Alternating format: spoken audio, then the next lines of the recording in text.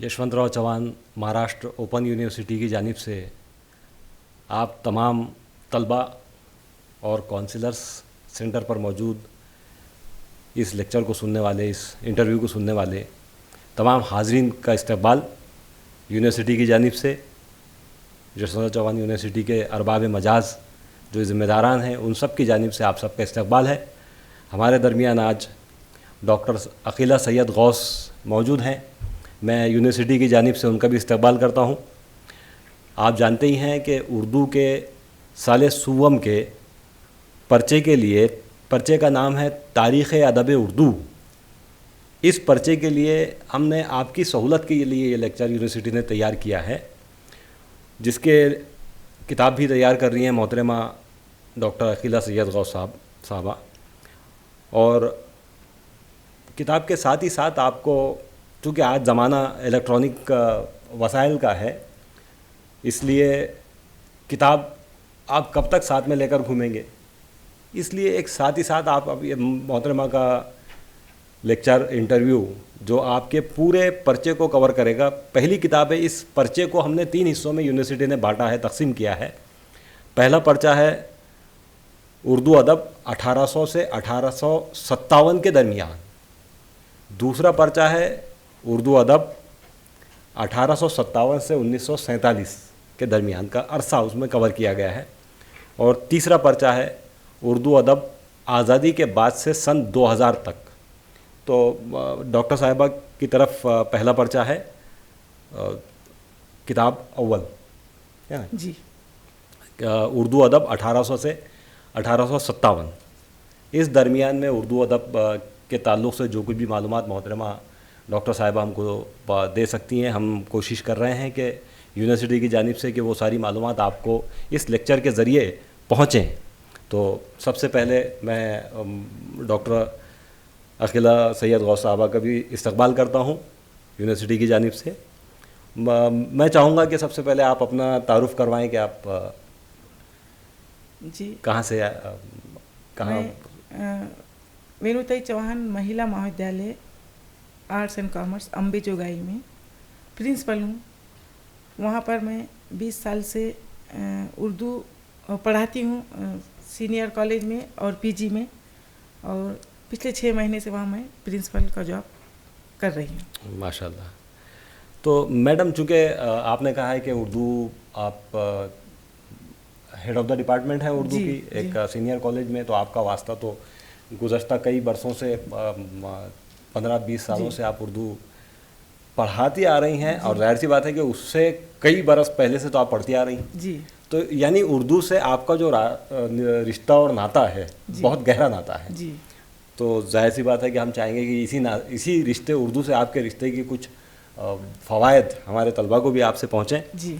मैं इस पर्चे के ताल्लुक़ से आपसे सवाल करना चाहूँगा कि उर्दू ज़ुबान का पस मंज़र, जी। हमारे डायरेक्टर साहब भी, राज देरकर सर भी जानना चाह रहे हैं कि उर्दू ज़ुबान का पस मंज़र 1800 से पहले की अगर हम बात करें, यानी अगर हम बात कर रहे हैं पर्चे की कि 1800 से 1857 के दरमियान, तो फिर पस मंज़र हमको 1800 तक आते आते जी, जब उर्दू अदब 1800 तक आया, तो पीछे हम थोड़ा मुड़कर अगर देखें तो क्या सूरत हाल थी?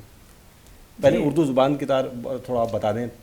जी, सबसे पहले तो मैं तमाम जो स्टूडेंट है, तुलबा और तालिबात है, उनको मुबारकबाद देती हूँ कि यशवंतराव ओपन यूनिवर्सिटी ने जो आपके लिए इतनी अच्छी सहूलत फराहम की। वरना हम देखते हैं कि बच्चे जो आजकल के हैं पढ़ने के लिए कितने बेचैन हैं, लेकिन उन तक अदब पहुंचता नहीं जी।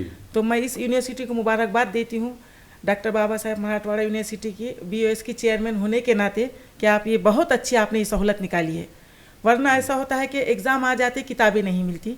इसलिए मुझे आपका ये जो बहुत अच्छा लगा कि इस लेक्चर के ज़रिए आप स्टूडेंट तक हमको पहुंचा रहे हैं। जी, यूनिवर्सिटी की जानिब से मैं आपका शुक्रिया अदा करता हूँ जी, कि शुक्रिया। आपने इसको एतराफ़ किया। जी।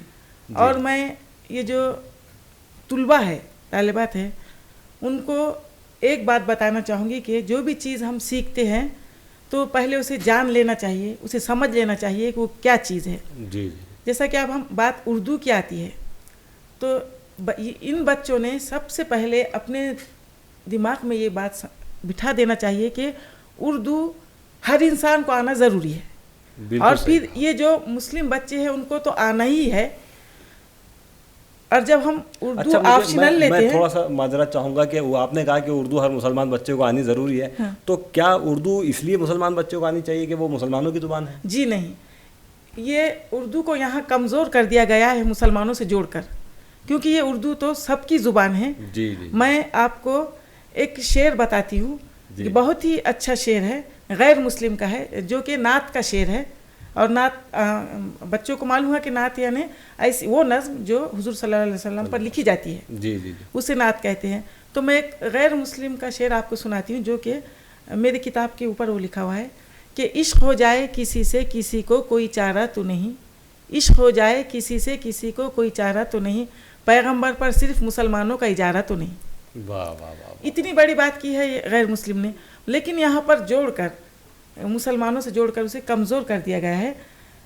इसलिए मुस्लिम बच्चों को आना चाहिए कि उर्दू ज़बान जो है मुसलमानों की मादरी ज़बान है, घरों में बोली जाती है, और जो ज़बान घर में बोली जाती है वो बच्चों को आना चाहिए। अब ये बच्चे, ये जो तुलबा और तालिबात है, ये ऑप्शनल सब्जेक्ट उर्दू ले रहे हैं, उर्दू पढ़ रहे हैं, तो यूनिवर्सिटी ने सहूलत भी बहुत अच्छी की कि उनका सिलेबस बहुत अच्छा बनाया है। और उर्दू को हम सिर्फ किसी एक समाज की ज़बान इसलिए भी नहीं कह सकते हैं कि उर्दू के मायने ही अरबी में लश्कर के है। जी। लश्कर यानी फ़ौज के। जिस तरह फ़ौज में हर हिंदू, मुस्लिम, सिख, ईसाई हर तरह के लोग फ़ौज में आते हैं, जी जी। उसे लश्कर कहते हैं। तो इसी तरह उर्दू भी, उर्दू में हिंदी है, मराठी है, गुजराती है, संस्कृत है, सबसे मिलकर ये उर्दू ज़बान में सही है। और इसीलिए उर्दू को दिलों से जोड़ने वाली ज़बान कहा जाता है। बिल्कुल सही आप। और जब ये ज़बान दिलों से जोड़ती है, सबसे पहले तो हर अदब, चाहे वो उर्दू हो, अंग्रेज़ी हो, इंग्लिश हो, मराठी हो, संस्कृत हो, सब यही चाहता है कि अदब अपने बच्चों के दिल तक पहुँचे, उनके रूह में पहुँच जाए। और जी, वो जी, जी। किस तरह उन तक पहुँचे, आसान से आसान ज़बान के ज़रिए उन तक पहुँचाना चाहते हैं। जी, जी। तो उर्दू ज़बान जो है ये ऐसी ज़बान है कि अपने ख़यालात का इजहार जी। करने का सबसे आसान तरीक़ा अगर कोई है तो उर्दू ज़बान। जी, मुझे याद आ रहा है कि आपने जो जिक्र किया है कुंवर महेंद्र सिंह बेदी शहर का शेर, जी कि इश्क हो जाए किसी से कोई चारा तो नहीं, जी, सिर्फ मुस्लिम का मोहम्मद पे इजारा तो नहीं। इजारत। तो ये तो उर्दू की नहीं बल्कि ये तो नात कहने की बात है आप सल्लल्लाहु अलैहि वसल्लम के नात। बारे में।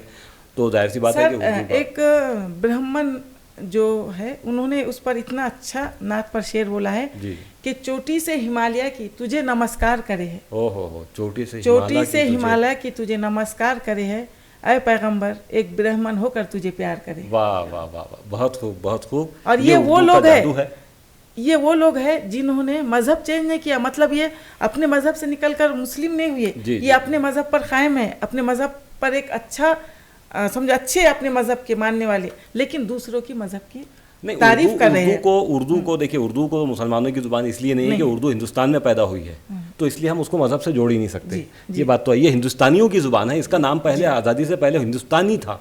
अगर आज भी आप अंग्रेज़ों के फेलन की डिक्शनरी अगर आप देखें तो उस पर लिखा हुआ है कि इंग्लिश हिंदुस्तानी डिक्शनरी, और हिंदुस्तानी से मुराद उर्दू ज़ुबान थी।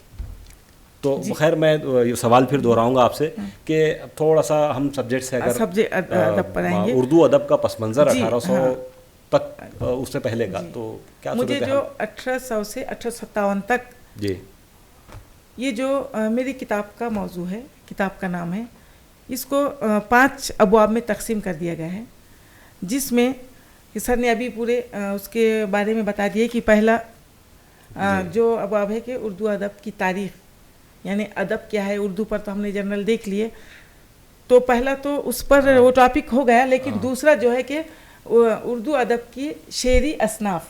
जी, यहाँ पर अदब की उर्दू अदब का पस मंज़र अगर थोड़ा सा और वजाहत हो जाए कि 1800 से पहले जी, पस मंज़र यानी 1800, चूँकि हम उसको शुरू कर रहे हैं, गिन रहे हैं वहाँ से 1800 से 1857 तक, तो पस मंज़र में यानी हमको थोड़ा पीछे मुड़कर देखना होगा कि 1800 तक क्या सूरत हाल थी उर्दू अदब की, क्या हो रहा था सन 1800 आते आते तो वहाँ तक तो तकरीबन उस पर नस्र में और नज़्म में भी, शायरी में उस पर काम हो रहा था। जी जी जी जी। बहुत ये अच्छी तरह से काम हो रहा था, लोग उसको समझ रहे थे, लेकिन उतना समझो उसको हम बोलेंगे उतना डेवलप नहीं हुआ था, उतना हाँ, लोगों तक नहीं पहुंच मतलब रहा उर्दू था। अपने इर्तिकाई मराहिल से गुजर रही थी। से। 1800 में आते आते वो उसकी समझो हम ये बताएंगे कि उसकी बहुत ज़्यादा तरक्की हो गई 1800 में आते आते। फिर हम 1800 में जब आ गए, और ख़ास तौर से जब मेरे सिलेबस के ये जो सिलेबस दिया गया है उसके टॉपिक से हम आ गए, तो शेरी असनाफ जो है और नस्री असनाफ, ये तीसरा और चौथा जो बच्चों को मौजूद दिया गया। लेकिन जब हम डायरेक्ट शेरी असनाफ शुरू करेंगे तो हमको हमारे स्टूडेंट को ये बताना ज़रूरी है, क्योंकि ये रेगुलर कॉलेज किए हुए नहीं है बच्चे, कि शेरी असनाफ क्या है। जी, ये शेरी असनाफ से मुराद ये है कि 1800 से 1857 के दरमियान जो नए जो शायरी की गई, तो शायरी के शक्लें होती हैं जी, जैसे गज़ल हुआ, वो उसके बाद नज़्म है, उसके बाद रुबाई है, उसके बाद कसीदा है।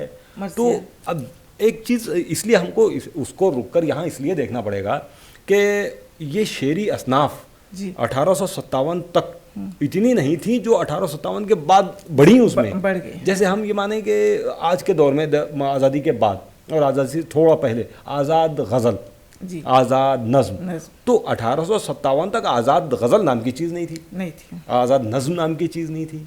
तो ये थोड़ा सा हम 1800 से 1857 के दरमियान की ये शेरी असनाफ कौन कौन सी उस वक्त थी, ये बच्चों का अगर मालूम हो जाए। उस वक्त हमने इस अपने निसाब में गज़ल, नज़्म, कसीदा और मसनवी, मरसिया लिए हैं।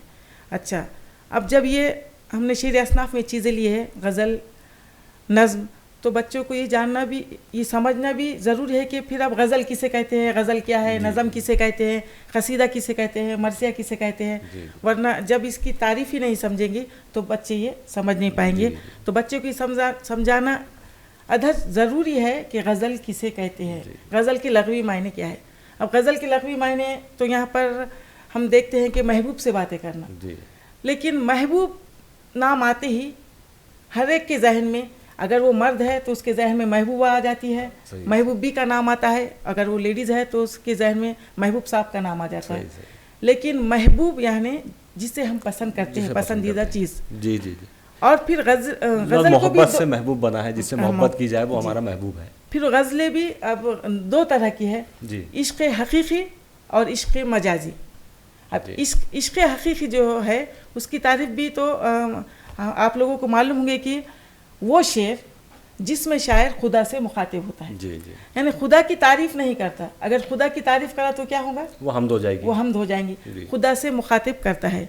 जैसा कि एक शेर है कि दुनिया तुझे करीम कहे इससे मुझे क्या, दुनिया तुझे करीम कहे इससे मुझे क्या, मुझ पर हो कर्म तो मैं भी कहूँ करीम। जैसा कि ये शेर है, और ये इश्क़ हकीकी का शेर है।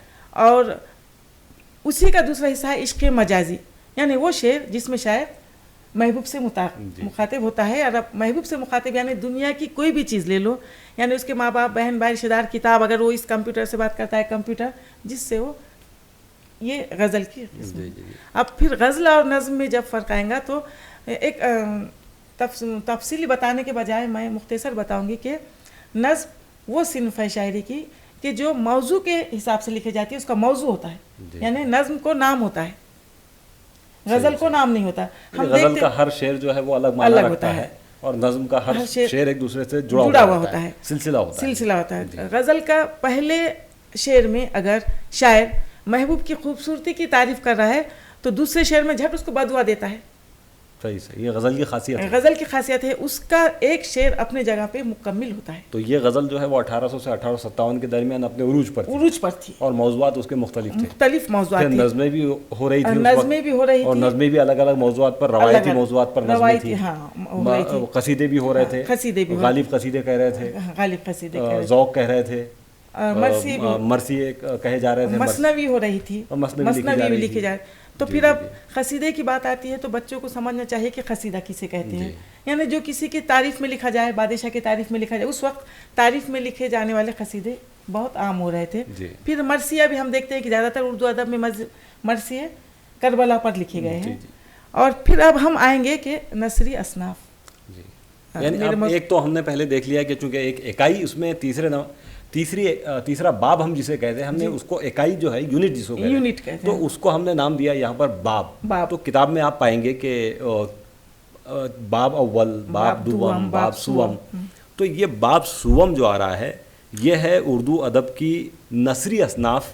ये नसरी असनाफ 1800 से 1857 के दरमियान, क्योंकि अगर हम देखें कि नसरी असनाफ 1857 से 1857 के दरमियान की क्या ख़ास बात है ऐसी इसमें, तो ख़ास बात ये है कि हम जो पूछना चाह रहे हैं बच्चों को, तलबा को बताना चाह रहे हैं कि इसमें ख़ास बात इन असनाफ की 1800 से इन 57 सालों में जी ये पीरियड हमने इसलिए मुंतखब किया कि 1857 में जो गदर का, जिसको हम कहते हैं इनकलाब का, हिंदुस्तान की एक बड़ा वाक़या हुआ, ये इस वाक़े ने उर्दू अदब पर भी बहुत असर डाला। तो एक ये टर्निंग पॉइंट जिसको कहते हैं हम, वो पॉइंट था, एक मोड़ था, ये अहम मोड़ था तारीख का, इसलिए हमने यहाँ तक इसको लिया है। तो अब नसरी असनाफ आज जो नसर में हम लिखते हैं, मिसाल के तौर पे हम अगर कहेंगे कि अफसाना, ये नसर है, लेकिन अफसाना 1857 तक नहीं था। तो इसलिए हम इसको मखसूस कर दिया हमने कि उस वक्त 1800 से 1857 के दरमियान नसरी असनाफ कौन कौन सी राइज थी और उस पर कौन कौन काम कर रहा था।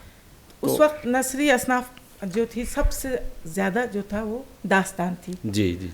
और दास्तान जो कि जिस वक्त दास्तान वहाँ पर उरूज में थी, जो कि फोर्ट विलियम कॉलेज का भी हम आगे जिक्र करेंगे, तो बागो बहार जो दास्तान थी, तो ये बागो बहार दास्तान, ये तो पहले उसका नाम चार दुर्वेश था जो फारसी से आई थी, लेकिन फोर्ट विलियम कॉलेज में उसका ट्रांसलेशन किया गया, मीर अमन ने उसका ट्रांसलेशन किए और उसका नाम दास्तान यूँ भी बहुत एक पुरानी मेरा ख्याल दास्तानों में पुरानी दास्तानों के कुछ नाम मुझे शायद अलिफ लैला, जो वो भी एक दास्तान है जिसमें कई कहानियाँ चली आती है।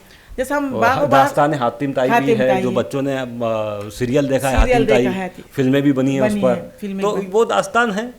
तो इसी तरीके से वो दास्तानें उस दरमियान में, जिस दरमियान डॉक्टर साहिबा बता रही हैं हमको, तो वो उस दौरान भी ये असनाफ लिखी जा रही थी, नसरी असनाफ। और ये बहुत अच्छी दास्तान है। बागो बहार को हम जब देखेंगे कि उस फोर्ट विलियम कॉलेज में उसका नाम ट्रांसलेशन हुआ था और बागो बहार उस दास्तान का नाम रखा गया था, जो कि चार दुर्वेश थी। ये दास्तान देखेंगे तो बच्चे को इतना इंटरेस्ट आएगा कि उसका नाम पहले चार दुर्वेश इसलिए था कि उसमें चार किस्से हैं। पहला दुर्वेश यानी फ़कीर के है कि पहला दुर्वेश, दूसरा दुर्वेश, तीसरा दुर्वेश और चौथा दुर्वेश। इस दास्तान में ख़ास बात ये बताई गई है कि इत्तेफाक से चारों भी दुर्वेश शहजादे हैं, बादशाहों की औलाद है, लेकिन हालात ने उन्हें फ़कीर कर दिया और वो चारों के चारों भी अपने फ़कीर होने की खिस्से, अपने फ़कीर होने की एक दूसरे को सुनाते हैं। अब उसके पीछे का यही राज है कि हालात इंसान को कहाँ से कहाँ पहुँचाते हैं, लेकिन फिर भी एक बात पूरी दास्तान में आखिर तक थी कि उन्होंने हिम्मत नहीं छोड़ी, यानी एक हिम्मत जो होती है, उम्मीद। तो मैं तो ख़ास तौर से बच्चों को कहूँगी कि अदब के ताल्लुक़ से भी उन्होंने हिम्मत नहीं छोड़ना चाहिए। सीखने के लिए तो बहुत कुछ है, लेकिन उसे सीखना चाहिए, अदब को सीखना चाहिए। यानी अदब के ताल्लुक़ से एक अहम बात है कि अदब को क्या और कैसा होना चाहिए। कोई भी अदब हो, फिर वो किसी भी लैंग्वेज का अदब हो, अदब को क्या और कैसा होना चाहिए। ये इन सवालात के 2 सवालात के जवाब मिलने चाहिए अदब के बारे में। हाँ, कि अदब क्या हो अदब में और अदब कैसा हो।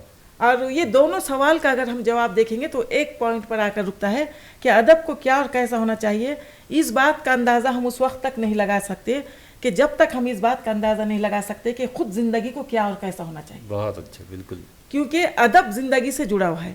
हम ज़िंदगी से हटकर, ज़िंदगी को छोड़कर हम अदब को परख नहीं सकते, क्योंकि अदब कभी भी मौलवियों के मस्जिद में या पंडितों के आश्रमों में नहीं पलता। बिल्कुल, बेशक। अदब को हम देखते हैं कि वो तो शराब खाने में, मै खाने में, गंदी नालियों में, सड़कों पर, आवारा सड़कों पर, होटलों में, यहाँ अदब पलता है, परवान चढ़ता है और पनपता है। समाजी मसाइल से अदब बनता है। और वो वही अदब में एक हमको अपना अक्स, ज़माने का अक्स नज़र आता है। तो नसरी असनाफ जो हमने अभी देखा है कि दास्तान देखी हमने, तो दास्तान के अलावा और कोई नस्र का कोई सिन्फ ऐसी थी या उसके अलावा और 1-2-3 असनाफ हों जो दास्तान के अलावा क्या दास्तान और के दूसरे अलावा? दास्ताने या दास्तान के मेरा ऐसा अलावा ख्याल है कि तस्करे जो हैं वो उसी जिम्मे आने चाहिए, तस्करे उसी क्योंकि में है। तस्करे भी नस्र हैं, नस्र है तो और वो तस्करों को भी तस्करे भी उसमें फिर दोनों तीनों के हम देखेंगे कि तस्करे बहुत उसमें डिटेल आए हुए थे, जी, डिटेल आए, लेकिन हमने अपने इस किताब में तस्करे, क्योंकि बहुत सिलेबस वास्ट हो रहा था, तस्करों को वहाँ से अच्छा अच्छा उसमें हटा दी है। लेकिन ये तलबा अगर ये जान लें तो अच्छा हाँ, रहेगा अच्छी कि बात है। और तस्करे भी चूंकि नस्री अंदाज का शेर नहीं होता है, वो शेर नहीं होता है ना, शेर। तो उसमें वो जान लें इसके इसलिए। अच्छा, एक आप जैसे आप तो डॉक्टरेट का आपके पास डिग्री है, तो आपका इल्म तो ज़ाहिर सी बात है कि वसी है। उसी दौरान चूँकि अंग्रेज़ यहाँ आए थे जी। और अंग्रेज़ों ने यहाँ आने के बाद कुछ इदारे कायम ऐसे किए जिसके तवस्सुस से वो उर्दू ख़ुद भी सीखना चाहते थे, हिंदुस्तानियों को हिंदुस्तानी ज़ुबान भी सिखाना चाहते थे, और उसके साथ साथ यहाँ के उर्दू अदब को जी परवान चढ़ाना चाहते थे। तो इसके लिए उन्होंने 2-3 इदारे बड़े बड़े कायम किए, जिसमें से एक बड़ा इदारा जो है फोर्ट विलियम कॉलेज है। फोर्ट विलियम तो उर्दू अदब के लिए या अदब को फैलाने के लिए बहुत अच्छा इदारा है, क्योंकि वहाँ पर ट्रांसलेशन का जो काम हो रहा था, हाँ, ये बड़ा काम, बहुत बड़ा काम हो रहा था ट्रांसलेशन का। फोर्ट विलियम कॉलेज के जरिए कई किताबें, यानी कोई एक नई चीज़ लिखना आसान है, लेकिन किसी एक किताब का किसी एक किताब जो अलग लैंग्वेज में लिखी है और उसको दूसरे लैंग्वेज में ट्रांसलेशन करना बहुत मुश्किल काम था, और ये काम फोर्ट विलियम कॉलेज में हो रहा था, क्योंकि एक ही शख्स को 2 सब्जेक्ट में 2 ज़ुबानों में माहिर होना पड़ता था, क्योंकि अगर इंग्लिश से ट्रांसलेशन कर रहा है तो उसकी इंग्लिश भी अच्छी होना चाहिए था, उर्दू भी अच्छी होनी चाहिए। फारसी से उर्दू में कर रहे हो तो फारसी भी अच्छी होना था, उर्दू भी। जैसा मीर अमन ने फारसी से इसको उर्दू में किए थे बागो बाहर को, तो फोर्ट विलियम कॉलेज बहुत ही अच्छा इदारा था। फिर दिल्ली कॉलेज में अच्छा, एक चीज़ डॉक्टर साहिबा, फोर्ट विलियम कॉलेज के ताल्लुक से मेरे भी जहन में एक बात आ रही है। मैं चाहता हूँ कि बच्चों को से भी और थोड़ा मैं भी उसको बता दूं कि फोर्ट विलियम कॉलेज में चूँकि ये अंग्रेज़ों ने ख़ास इसी मकसद के तहत फोर्ट विलियम कॉलेज कायम किया था कि जो फ़ारसी ज़ुबान की निगारिशात हैं, जो तहरीरें हैं, चूँकि फ़ारसी ज़ुबान 1100 साल से हिंदुस्तान की दफ्तरी ज़ुबान चली आ रही थी, सरकारी ज़ुबान थी, यानी अब कोई भी हो उसके लिए लाजमी था कि वो अगर वो बादशाह के दरबार में रहना चाहता है तो उसको फ़ारसी सीखनी पड़ती थी। तो वो चाहे मुंशीगिरी की ज़ुबान हो, चाहे फिर अदब की ज़ुबान हो, शेर व शायरी की ज़ुबान हो, वो फ़ारसी होती थी। यहाँ तक मामला है कि जब सन 1600 में वली दक्नी जब नॉर्थ इंडिया यानी शुमाली हिंद गए और उन्होंने उर्दू में शायरी की, तो यूपी वगैरह का, बिहार का जो पूरा पट्टा है, तो वहाँ पर उन्होंने कहा कि अरे ये उर्दू में शायरी उन्होंने शुरू की, दक्नी जिसको कहते थे उस वक्त, तो उन्होंने कहा कि अरे इसमें भी शायरी होती है क्या? यानी उस वक्त उर्दू में शायरी करने को ऐसा हकीर समझते थे कि अरे उर्दू कोई ज़ुबान है, फ़ारसी में शायरी करने को फ़ख्र समझा जाता था। तो उसको सामने रखते हुए उस सिचुएशन को, उन हालात को, फोर्ट विलियम कॉलेज ने कहा कि भी वो जो फ़ारसी का सरमाया है उसको उर्दू में मुंतकिल किया जाए, ताकि ये जो अंग्रेज़ यहाँ आ रहे हैं वो उर्दू के सिर्फ ज़ुबान ही नहीं, उसके मिजाज से भी वाकिफ़ हो सके। तो शायद यही मकसद था मेरे ख्याल से। आप क्या कहेंगे? यही मकसद था कि वो वाकिफ़ भी होंगे और अंग्रेज़ इधर का अदब पढ़ेंगे और इधर के मुसन्निफ़ को, इधर के अदीब को, इधर के शायर को समझेंगे कि वो क्या कहना चाहता है। क्योंकि हम कोई भी अदब उठाकर देखो, उसमें वो एक अच्छा ही मैसेज देता है, कोई भी अदब। तो उनको हमारे अदब के बारे में, जैसा कि मराठी में कहते हैं साहित्य के बारे में, अंग्रेज़ को पता चलेगा। और ये अच्छा भी हुआ क्योंकि वो फोर्ट विलियम कॉलेज कायम हुआ, हमारे भी रास्ते आसान हो गए कि बहुत सारा अदब खुल के हम लोगों के सामने आ गए। जी, ये भी एक बात है।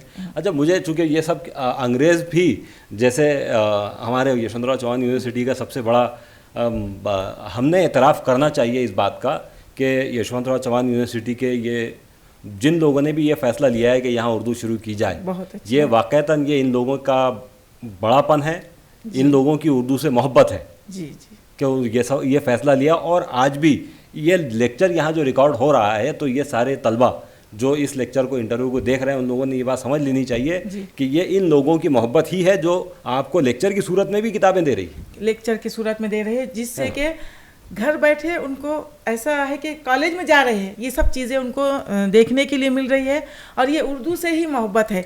अगर एक सब्जेक्ट यशवंतराव वाले नहीं रखते तो क्या होता, उर्दू नहीं रखते तो, लेकिन ये बड़ी अच्छी बात है, इससे फ़ायदा हो रहा है। तो उर्दू की मोहब्बत पर से मुझे एक अपने 2 अशार याद आ रहे हैं कि ज़ुबां खोले तो जादू बोलता है, ज़ुबां खोले तो जादू बोलता है, मेरा महबूब उर्दू बोलता है। बहुत अच्छा, सही बात है।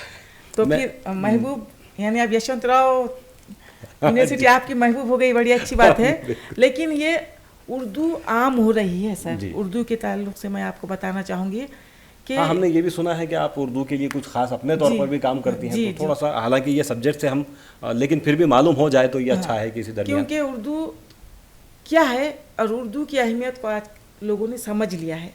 सर हमारा अंबाजोगाई एक तालुका है, लेकिन पिछले 5 साल से वहाँ के गैर मुस्लिम जितने लोग हैं, अच्छे अच्छे पत्रकार, पढ़े लिखे, टीचर, डॉक्टर, इंजीनियर वहाँ के, चाहो तो नाम भी गिना देंगे। तो वो जब भी हमने वहाँ पर एक मजलिस उर्दू अदब कायम की है, अच्छा, मजलिस उर्दू अदब, जिसमें 12 लोगों की बॉडी बनाए, और उसमें सिर्फ और सिर्फ हम हर महीने की 11 तारीख, यानी 11 नवंबर से हमने शुरू किए थे। अच्छा। मौलाना आज़ाद के पैदाइशी दिन के, तो उसमें हम लोग उर्दू के बारे में किसी एक ने लेक्चर देना। अच्छा। तो आपको सुनकर ताजुब होगा कि मुस्लिम लोग तो वहाँ पर आते हैं, टीचर वगैरह, लेकिन कई हिंदू हजरात, गैर मुस्लिम हजरात ऐसे हैं कि 2 साल हो गए वो कभी उनके एब्सेंटी नहीं, फ़ोन करके पूछते हैं 11 तारीख को किसका लेक्चर है उर्दू का, यानी उर्दू से मोहब्बत है।